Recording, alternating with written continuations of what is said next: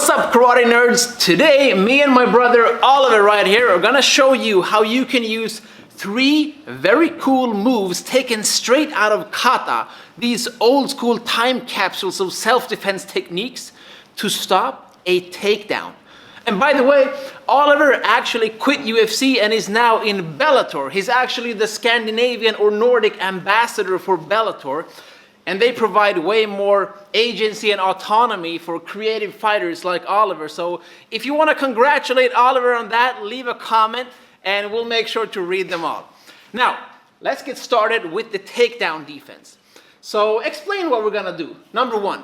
So basically we have 3 lines of defense, depending on how far your opponent gets in close to your body.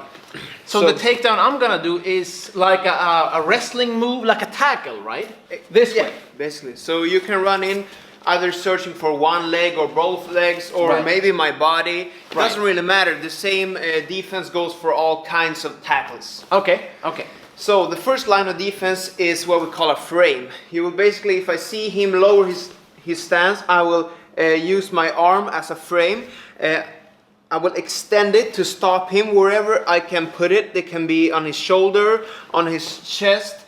Important thing is to always elevate your shoulder when you let your hand go from your face. Because maybe he's just feinting a takedown and comes with an overhand, right? Right. So I need to be covered behind my shoulder. And I would also like to stop and then move or angle off as quick as possible. And another important detail that I just noticed is watch how Oliver lowers his center of gravity to get that stable support from the ground as he stops me, and then he can move like he just did or start striking me. Now, you might be wondering, Jesse, where the heck can we see this in Kata? Well, let me ask you something. Have you ever seen a Kata where you do an open hand move like this to stop somebody, right? Low center of gravity, full body extension and pushing with the arm. There are so many kata where we see these types of moves no matter what style you practice. And this is the purpose of these traditional old moves, to be used against an actual attacker, right? Okay, moving on.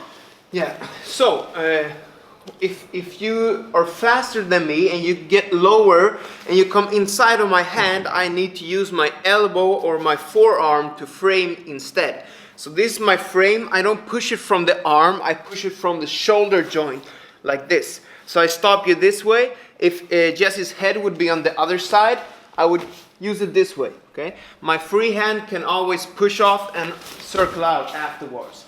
But it's important, as Jesse said in the previous defense, that you lower your center of gravity so he basically runs into a wall. I can't move and stop him at the same time. I have to decide. First I stop and then I move. Cool. Okay. So, where can we see this in kata? Well, do you know any kata where we have a frame that looks like this? Of course you do. There are so many kata where we see this type of move, right? And that's exactly what Oliver is doing. He's moving his center of gravity back and down and then creating this space that he needs to prevent me from going inside and taking him down. So let's do number 1 and then number 2, okay? Number 1, from a long distance. Number 2, shorter distance. And now, what is number 3? So this time he gets even closer. So he comes past my hand, past my elbow, and under my armpit.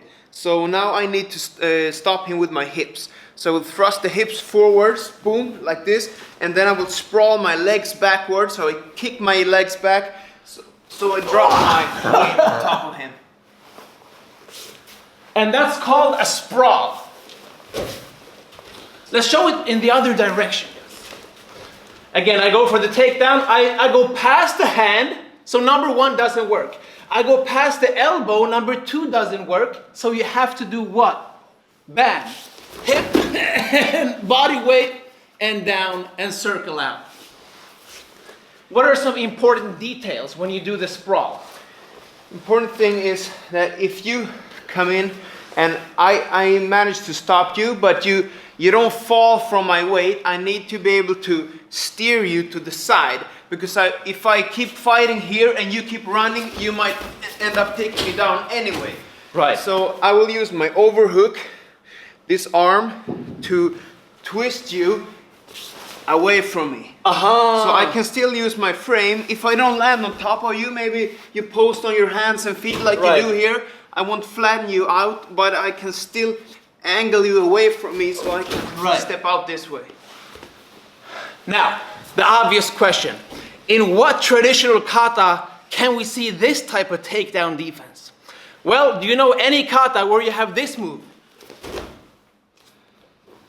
Right? There are so many of these traditional Okinawan katas where you drop down. And the most common explanation is that you're hiding from ninjas in tall grass or something like that. But this, in my opinion, is something way more practical. Somebody gets a hold of your hips and tries to take you down, and all you do is smash them to the ground with that sprawl that Oliver just showed you.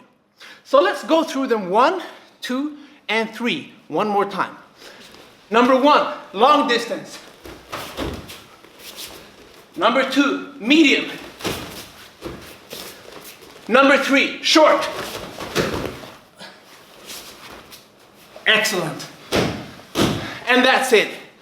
I hope all of you out there now recognize the importance of understanding exactly what you're doing in your katas, because there's so much more than just sports karate or competition. These moves can actually be used in real life self-defense too, like Oliver just showed you.